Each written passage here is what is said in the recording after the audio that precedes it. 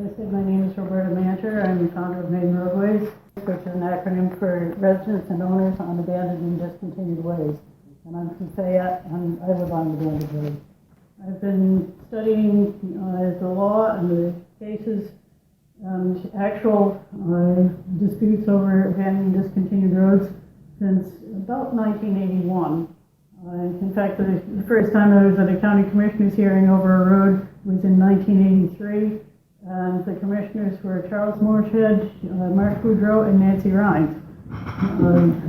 I'm not sure if she came in 1983 or 1984, because we had a couple of hearings. But I know the date of our first hearing was April 1983 because that was the first day I felt my daughter kick inside me. And my daughter now has a 14-year-old daughter. So that gives you some perspective on how long I've been doing this.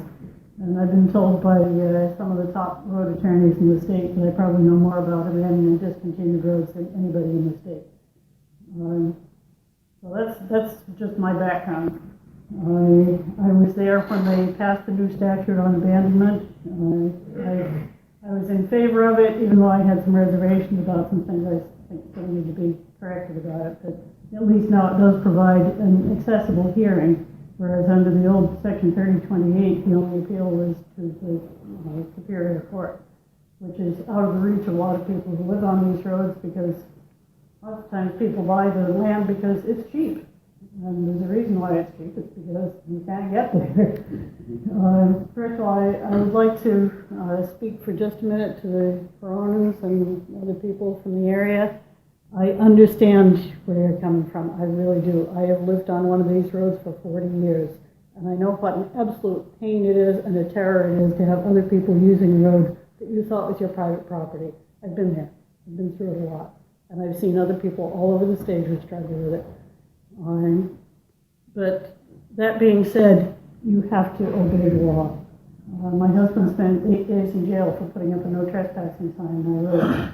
And the judge said that even if he had put the signs on each side of the road instead of in the road, it was not legal because it was a public easement, and that sign might have given people the impression that they couldn't use the road.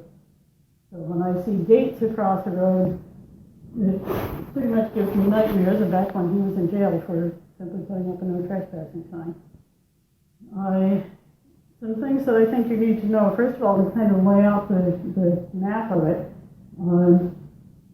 There's the Sumner Road, I think, in Paris, and then what was the Dean Road came pretty much straight north up into what's now West Paris. The town of Paris did own the whole road at one time, but then they split from West Paris. And before they split, the town of Paris had discontinued the Dean Road from the Sumner Road up part way. But they stopped at the Dean Farm, leaving access for the Dean Farm and the Bumpus Farm from the north. Well, subsequently, the town of West Paris split from the town of Paris, leaving a stub of road that was still in Paris, that was still an open town way. And the only access to that stub was over what's now known as Finn Road from West Paris. West Paris didn't see any particular reason for maintaining access to people that weren't even in their town, who weren't paying taxes to their town, so they just sort of gradually stopped doing anything to it. The law on abandonment is that if a town has not maintained a road for 30 consecutive years, at the end of that 30 years, they can claim that it's abandoned under the old law, Section 3028, but it remains a public easement. And under the new law, they now have to have a hearing before, or they don't have to have a hearing, but they have to announce that they're doing it. They have to give notice to the property owners. And if the property owners request it, then they have to have a hearing. The result of abandonment, under statutory abandonment, it becomes a public easement. And in the case of Town of Fayette versus Manter, footnote 1, the Maine Supreme Court said that a public easement gives the public an unfettered right of access over that road. In other words, you cannot gate it, you cannot block it, you cannot obstruct it. It has to remain open for the general public to use. Under common law abandonment, common law was in place before statutory abandonment came into play. And what it said was that after 20 years of non-use, the road could become abandoned by common law, and after that, it ceased to be a road at all. It went back to a little patchwork of private property to the center line.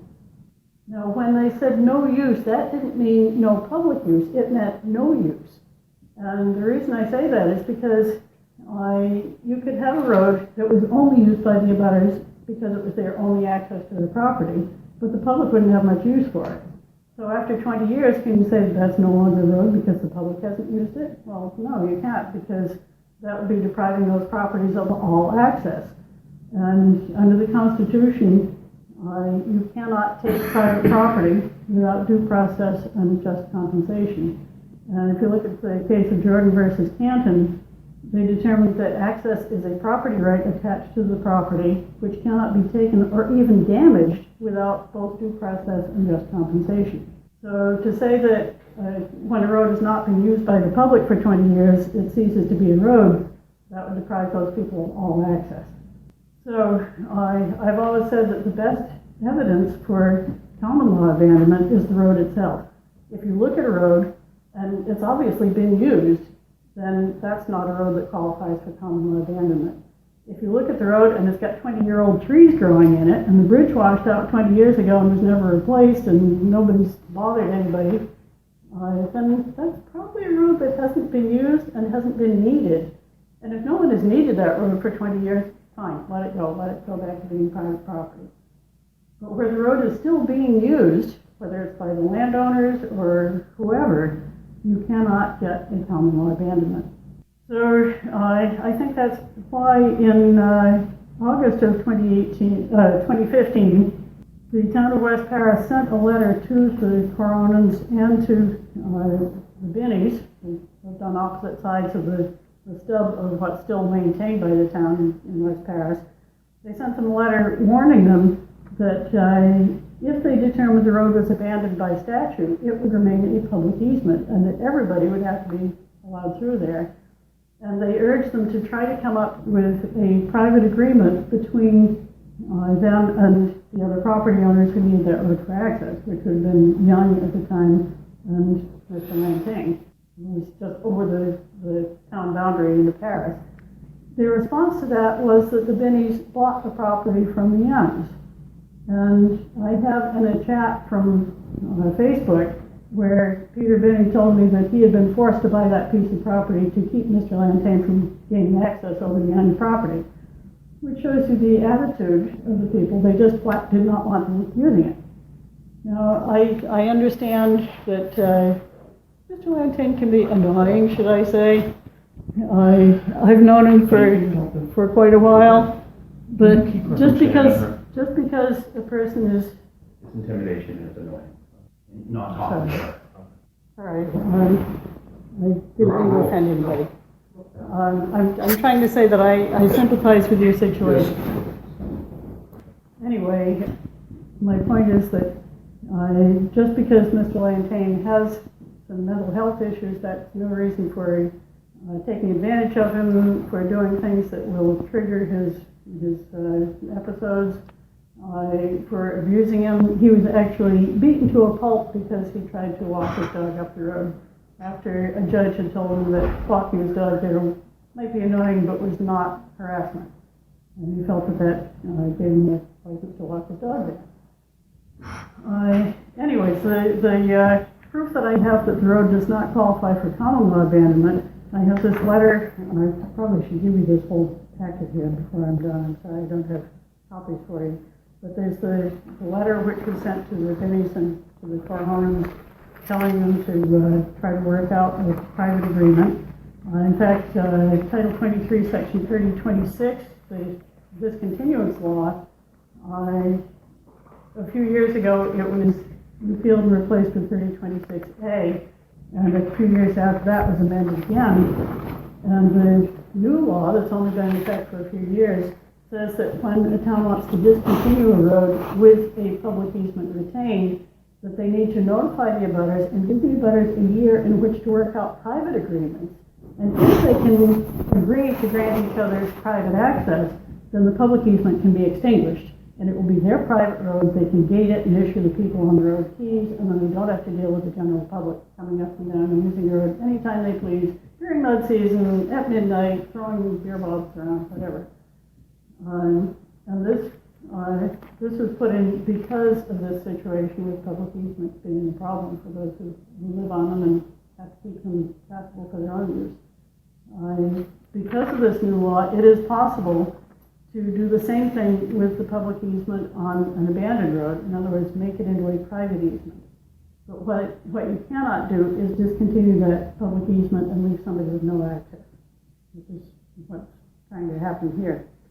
The notice of determination of presumption of abandonment that the town filed for the Registry of Deeds in 2017 very clearly establishes the reasons why the road qualified for statutory abandonment. It says that there was no public maintenance performed on it for a 30-year period. It gives the date. It was April 15th, 1985 to April 15th, 2015. That very clearly, the language there is taken right straight out of statutory abandonment. The very fact that they filed a notice with the Registry of Deeds, that was required by statutory abandonment under 3028. It's not required for common law abandonment, and the reason being that common law is generally determined by a court of law, not by town selectmen. The reason it has to go before a court of law is because determining common law abandonment requires a presentation of evidence to show that the road indeed has not been used for 20 years and is not needed by anyone. I also have the recent decision saying the town has reviewed the status of the portion of Finn Road generally described as location of the West Paris plow turnaround to the West Paris municipal boundary. And they say that it was abandoned by common law and no easement remains.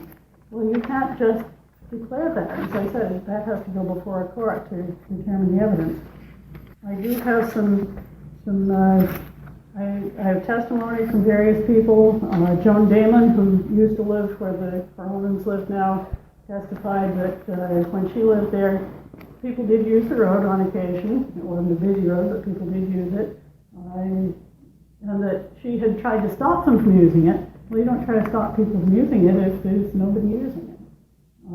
The Corhonans also testified that they had to have a gate there to keep people from using the road. Again, you don't have to put up a gate if nobody's using it. So that establishes that the road has been used. We've had testimony from other people in town that they have used the road up until the 1980s. Pretty much any time they wanted to, that they could drive through for hunting or whatever reason. And as I said, the condition of the road is one of the best evidences. And I have some pictures here. This is what a road looks like when it is actually abandoned by common law. This is Bog Road in Mount Vernon. And it's pretty clear that road has not been used for a very long time. Bog Road in Fayette, different Bog Road. This road, 20 years before this picture was taken, I actually drove down that road with an 8-foot wide hay trailer fully loaded with square bales of hay not tied down and didn't use a single bale. So this is what happens to a road within 20 years of non-use. And that road is still used occasionally. Then there's South Road in Fayette. My husband can remember helping the landowner maintain it so that he could get his tractors through, which would have been probably 30 years ago. You can't even tell the road there now. This is what a road looks like when it really qualifies for common law abandonment.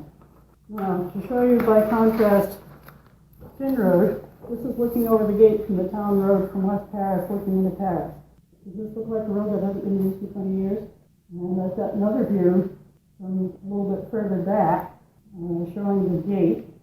And you can see that on both sides of the gate, the road has been used and the tire tracks go right under the gate. So it's not like it was used up to the gate from one side or the other. It's been used in both towns.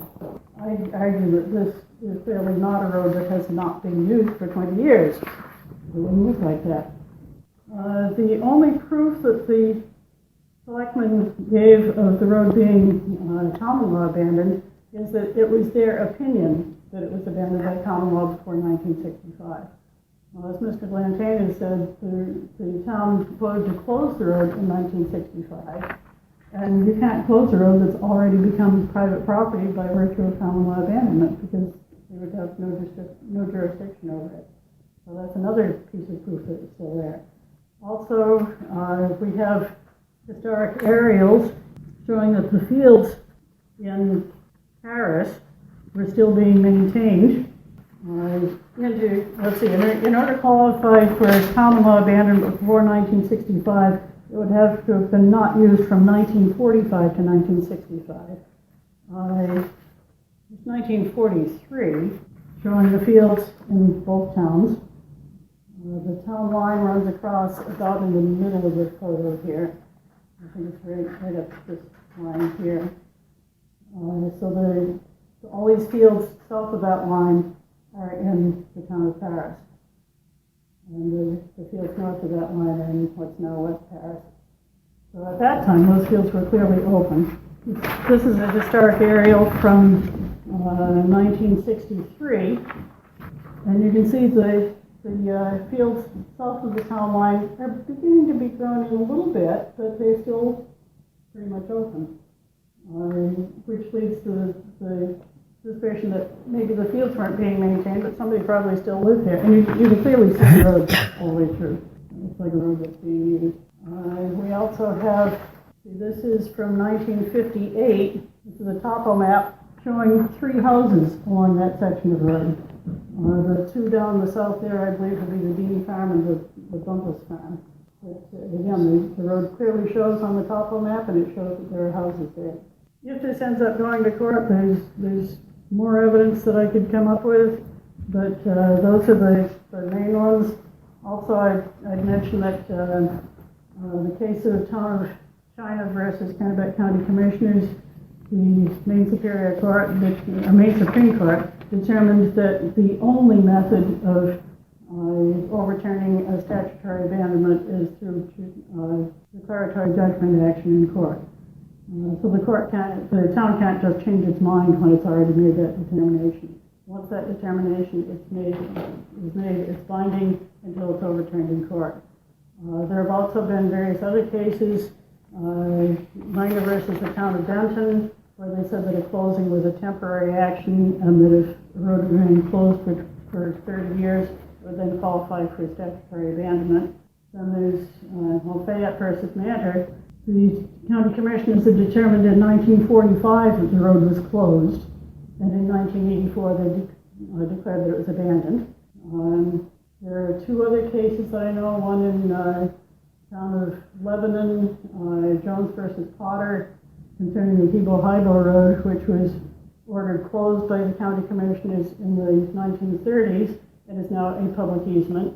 There's another road, Governor Black Road in Leamington, that was closed by the county commissioners and is now declared a public easement. So the fact that the road was closed in 1965 does not mean it was gone. It means it remained sort of in limbo. The town wasn't maintaining it, but it was still open to the public and has been used, maybe not every day, but it has been used right up until it was gated off. I urge you to determine that this new determination saying that it was common law abandonment is not valid. It cannot overturn the decision that it was abandoned by statutory law and therefore remains a public easement. And if you have any questions, I'd be glad to do my best to answer them. Okay, there are 3 points that I'd like to make. First of all, as far as his diagnosis of his other lot, there is such a thing as, I believe it's called an easement by annexation or something to that effect, where if somebody owns one lot that has access and they acquire another lot that doesn't have access, that it then has access over the front lot. But that applies where the access to the front lot is a public access. It does not apply where you have a private deeded access to that front lot, which is deeded by the person who owns the land that it crosses for the purpose of access to that one lot. It's not an open door to say, oh, now because you have access to that front lot that I gave you, you can now expand that private easement to get access to a huge back lot that you can subdivide and have everybody and his brother coming across this little easement that I gave for access to one house. That does not apply here. If it did apply, then if he sold the back lot without selling the front lot and without giving an access to the back lot, then the back lot could claim an easement by necessity over the front lot. But because that is a private access to the front lot, again, that does not apply. As far as the quiet title action, what that determined was that Mr. Lantain does not have ownership of the road as his private road. It does not say that there is not a public easement over it. Public easement still remains and was not extinguished by that quiet title action. As far as this not being a new determination, in a way, I almost agree with that, but if it's not a new determination, then that means that the old determination stands, and the old determination, as I said clearly, it's word for word right out of section 3028. It says that the road has not been maintained at the expense of the municipality for a period of 30 or more consecutive years, beginning on April 15th, 1985, was it? And ending on April 15th, 2015. That comes right straight out of the statute, which I would argue makes it a statutory abandonment with a public easement retained. And if this is not a new decision, then that one stands. And because of section 3028, it can only be, the determination of the selectmen is binding, and it can only be overturned by a declaratory judgment action in Superior Court, as was determined in Town of China versus Kennebec County Commissioners. But that's the only method of appeal. If I can just clarify one point, we're not saying that it was a townway in 2015 or 2017. We're saying that the public easement was the result of that determination. But the title clearly states townway. Which title? 328A, declaration of abandonment. So it wasn't actually, you've agreed with my point. That wasn't the townway at the time, so therefore it falls out of our jurisdiction. And my point is that if it falls out of your jurisdiction, you cannot overturn what was done in 2015 or 2017. I'm not overturning anything. I'm simply saying which would we lead can't us make a to a rule. public easement. All I'm saying is that we can't make a rule today because it falls out of our jurisdiction. Mm-hmm.